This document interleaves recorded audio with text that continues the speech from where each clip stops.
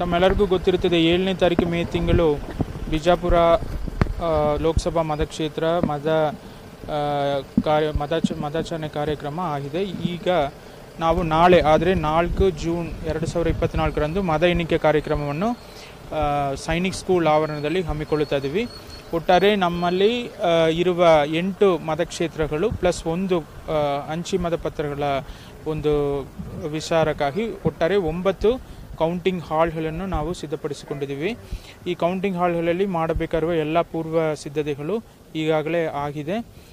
ನಾಳೆ ಬೆಳಿಗ್ಗೆ 6 ಗಂಟೆ ಒಳಗಡೆ ಮತ ಎಣಿಕೆ ಸಿಬ್ಬಂದಿಗಳು ಮತ್ತು ಏಜೆಂಟ್ಗಳು ಪೊಲಿಟಿಕಲ್ ಪಾರ್ಟಿಯಿಂದ ಎಲ್ಲರೂ 6 ಗಂಟೆ ಒಳಗಡೆ ನಮ್ಮ ಕೌಂಟಿಂಗ್ ಸೆಂಟರ್ಗೆ ಬರಬೇಕಾಗುತ್ತೆ. ID ಕಾರ್ಡ್ ತರಿಸ್ಕೊಂಡು ಬರಬೇಕಾಗುತ್ತೆ. ಫೋನ್ ಯಾರಿಗೂ ಅಲೌಡ್ ಇಲ್ಲ. ಸೊ ನಾಳೆ 7 ಗಂಟೆಗೆ ನಾವು ಸ್ಟ್ರಾಂಗ್ ರೂಮ್ ಓಪನ್ ಮಾಡ್ತೀವಿ. 8 ಗಂಟೆಗೆ ನಾವು ಮತ ಎಣಿಕೆಯನ್ನು ಶುರು ಮಾಡ್ತೀವಿ. ಇದಕ್ಕೆ ಈಗಾಗಲೇ 2 ರೌಂಡ್ ಟ್ರೈನಿಂಗ್ ಎಲ್ಲರಿಗೂ ಕೊಟ್ಟಾಯಿತು ಮತ ಎಣಿಕೆ ಸಿಬ್ಬಂದಿಗಳಿಗೆ. ಮತ್ತು ಪ್ರತಿ ರೂಮ್ಗೆ ಒಂದು ARO ಮೇಲುಸ್ತುವಾರಿ ಇರ್ತಾರೆ. ಒಟ್ಟಾರೆ ನಾವು 6 ಉಸ್ತುವಾರಿ ಮಾಡ್ತೀವಿ. ಜನರಲ್ ಅಬ್ಸರ್ವರ್ ಕೂಡ ನಮಗೆ ಬಂದಿದ್ದಾರೆ. ಅವರು ಕೂಡ ಎಲ್ಲಾನು ವೀಕ್ಷಣೆ ಮಾಡಿದ್ದಾರೆ. ಪ್ರತಿಯೊಂದು EVM ಕೌಂಟಿಂಗ್ ಹಾಲ್ 14 ಟೇಬಲ್ ಇದೆ, 14 ಟೇಬಲ್ ಇದೆ. ಸೊ 14 ಟೇಬಲಲ್ಲಿ ಎಷ್ಟು ಮತಗಟ್ಟೆ ಇದೋ ಅದ್ರ ಮೇಲೆ ನಂಬರ್ ಆಫ್ ರೌಂಡ್ಸ್ ಹೋಗುತ್ತೆ. ನಮ್ಮಲ್ಲಿ ನಾಗ್ಟಾನ್ ಮತಕ್ಷೇತ್ರದಲ್ಲಿ ಅತಿ ಹೆಚ್ಚು ಸಂಖ್ಯೆಯಲ್ಲಿ ಮತಗಟ್ಟೆಗಳಿರೋದ್ರಿಂದ ಅಲ್ಲಿ ಮಾತ್ರ 22 ರೌಂಡ್ ಹೋಗುತ್ತೆ. ಕಡಿಮೆ ಮತಕ್ಷೇತ್ರ ಆದರೆ ನಂಬರ್ ಆಫ್ ರೌಂಡ್ಸ್ ಕಡಿಮೆ ಆಗುತ್ತೆ. ಅದೇ ರೀತಿ ಪೋಸ್ಟಲ್ ಬ್ಯಾಲೆಟ್ ಮತ ಎಣಿಕೆ ಕೇಂದ್ರದಲ್ಲಿ ಒಟ್ಟಾರೆ 12 ಟೇಬಲ್ ಇದೆ.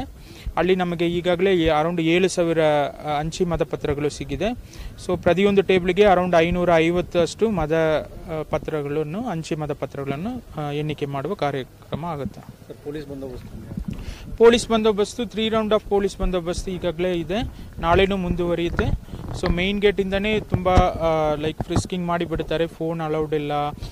ಮತ್ತು ID ಕಾರ್ಡ್ ಕಡ್ಡಾಯ ತರಿಸ್ಕೊಂಡು ಬರಬೇಕು.